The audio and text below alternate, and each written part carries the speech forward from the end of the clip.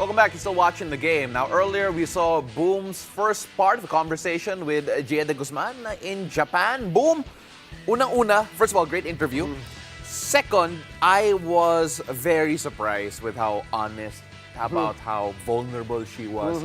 Inamin niya that isolation's a big thing in Japan, and here in the Philippines, you mentioned it a while ago, it's a total opposite. Nagulat ka ba when she was that candid about that particular part of her experience there? I love that you asked that because before we almost started that interview, not part of what they saw is she thanked us for the opportunity to talk about her situation.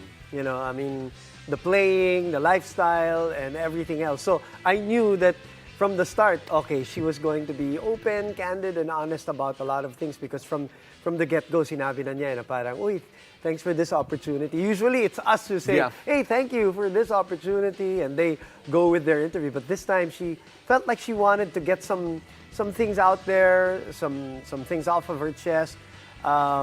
And also maybe, you know, she misses talking to her mga kababayan and getting interviewed as she gets interviewed so much here in the Philippines. Alam mo, that could be one thing also, and I completely agree with that. But then another thing that really struck me was that she's a setter and communicating with her teammates. The language barrier is still there. 5 out of 10, yan yung sanabi niya with regards to her communications right now. And, you know, I cannot wait to just hear her become more and more fluent in Japanese, in Nihon, in the next few months.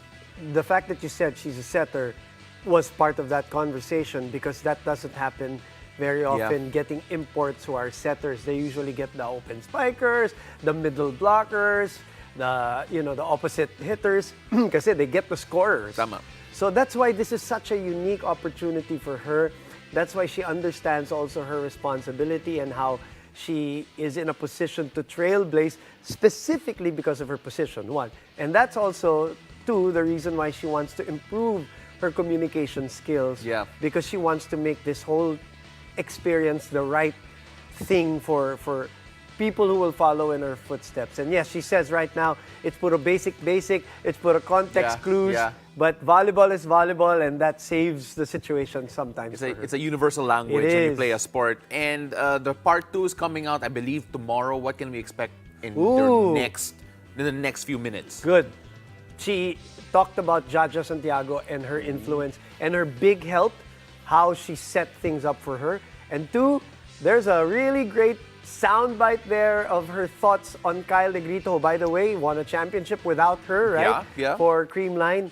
And I don't want to say anything, but it's kind of controversial. Really? It is. Oh, I'm excited. I'm excited. Okay, sige. First time I think she's going to say it. Perfect. So, abangan. You can catch that tomorrow here on The Game. If I have the schedule right, and of course, controversy. Abangan natin yan. Controversial statement, which she backs up and explains after. How much do we love Pinoy sports? With all our heart, all the time. Download Pilipinas Live now.